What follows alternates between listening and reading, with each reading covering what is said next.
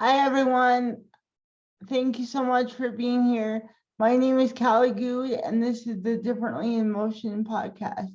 I'm so thrilled that each of you decided to at least view this initial video, and I hope that you'll stay for the incredible interviews of people with a wide variety of disabilities and challenges, and their stories and how they're working hard to overcome them or navigate them in a way that empowers their life to be better.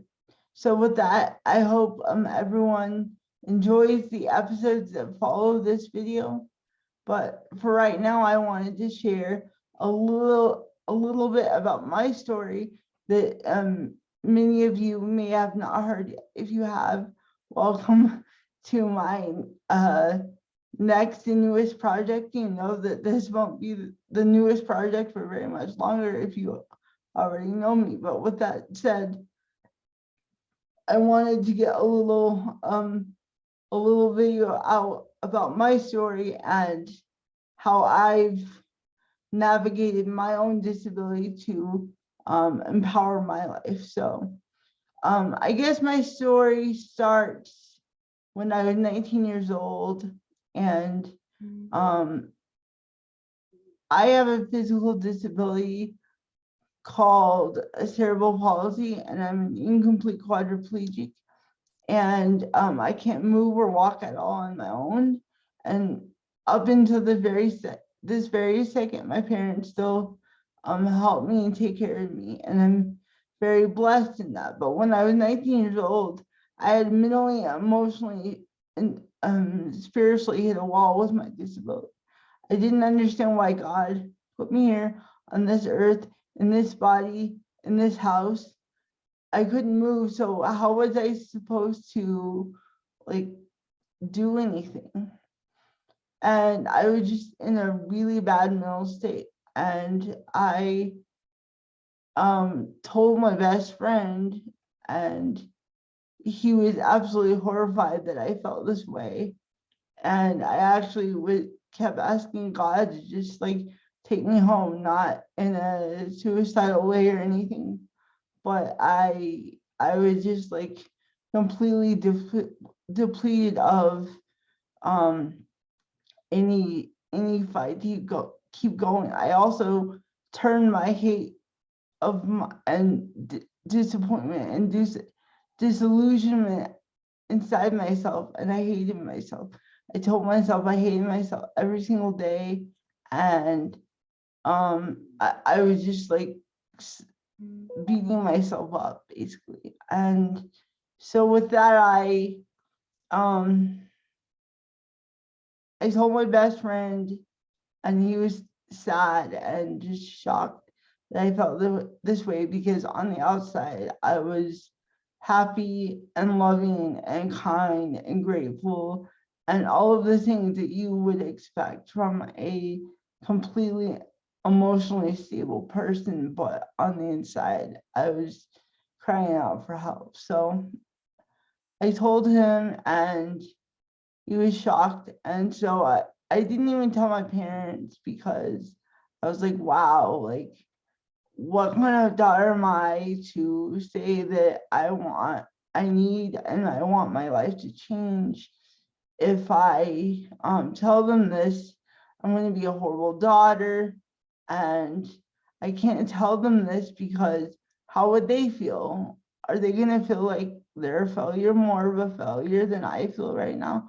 And I couldn't do that to them, because they're beautiful people, and they've genuinely worked their entire lives to give me everything that they could to make me feel as comfortable and as whole as humanly possible. So 5 years went by, and my best friend, he went to great lengths to make me see the beauty in myself, told me I was amazing and beautiful and lovely every single day.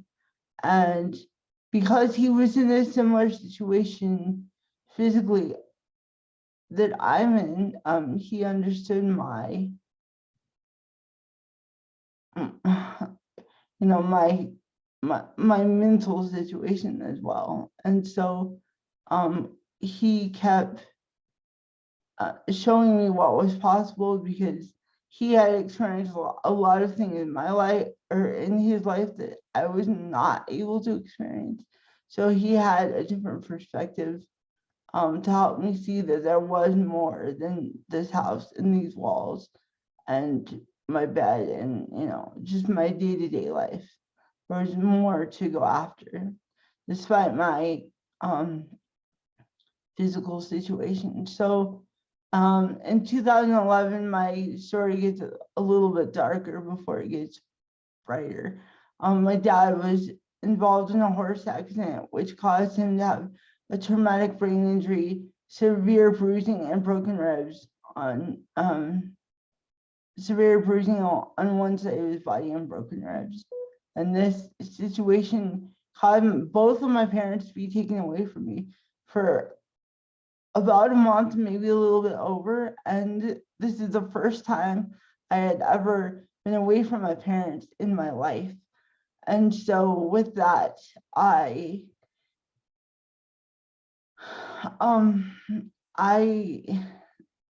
was destroyed. I was like, oh my God, like what now? So in the event of this chaos occurring, I was left in the care of my grandma, who was then in her 80s, and eventually some family from out of state came to help her, because obviously my physical situation was too demanding for someone in her 80s to take care of. So and when this whole situation came about, like I was completely, obviously my world was spinning out of control, and I was like, oh my goodness, like, what now for my life, right?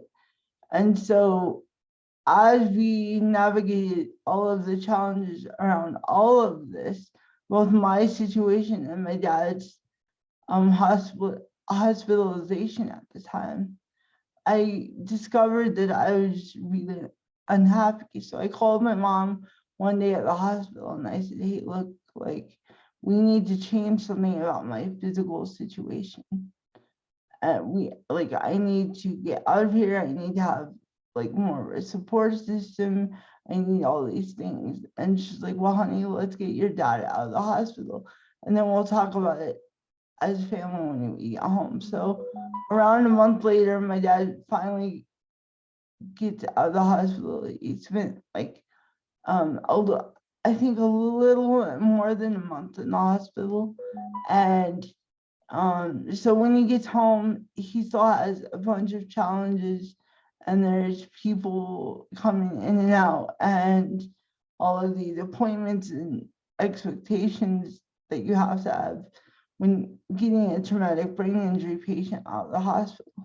So when things finally calmed down weeks later, I finally sat down with both my parents.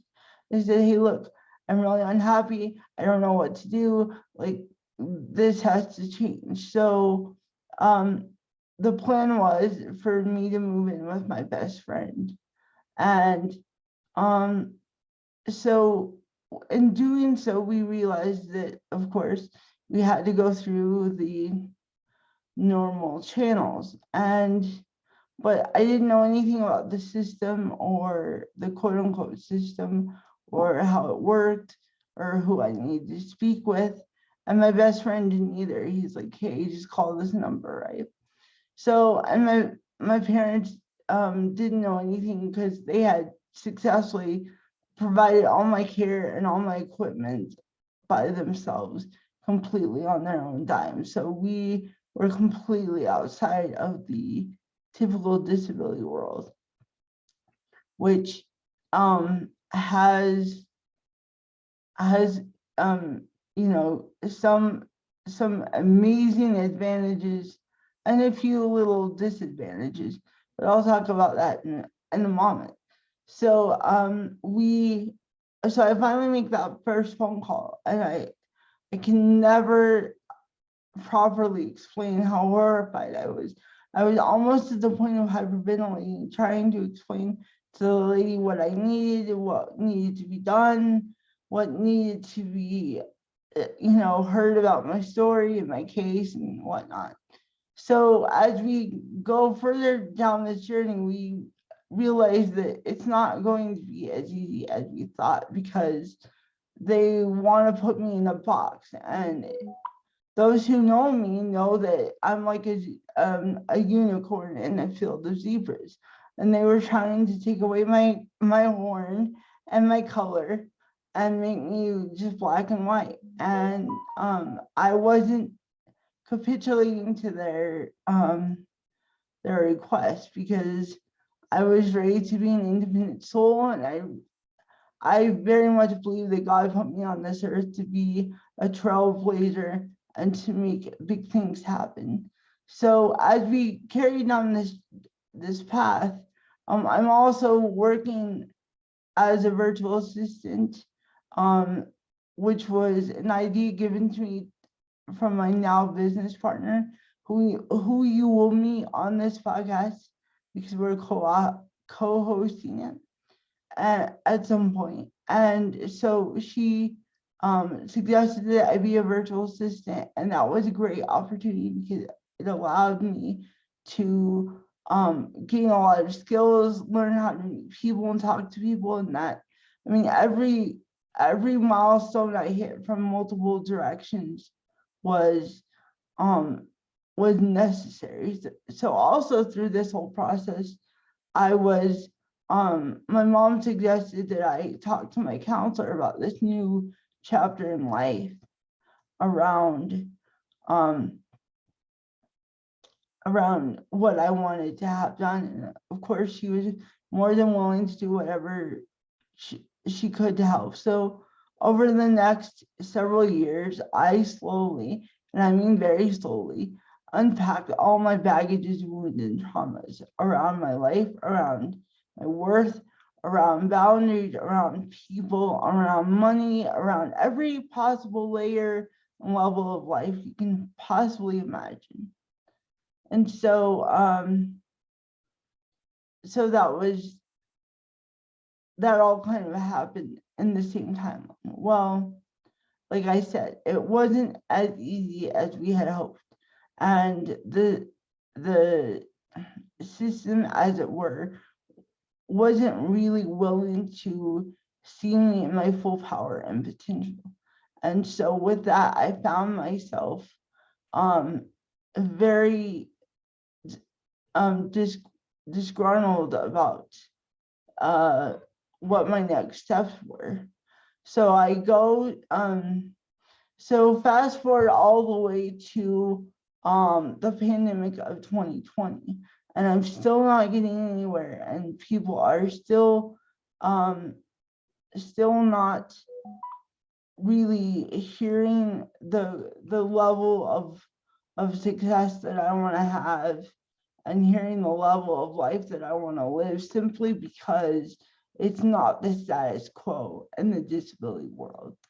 So I finally reached my breaking point when the pandemic hit, and the disability world is still wanting me to look for a job when half the country is at this point at that point unemployed. And so I'm like, no, I'm going my own way. I'm doing my own thing. So with that, I started back doing personal development, working on me, like figuring out what I wanted to do next. So I started designing affirmation cards, writing poetry books, and doing all this stuff because it's what fed my soul at that point.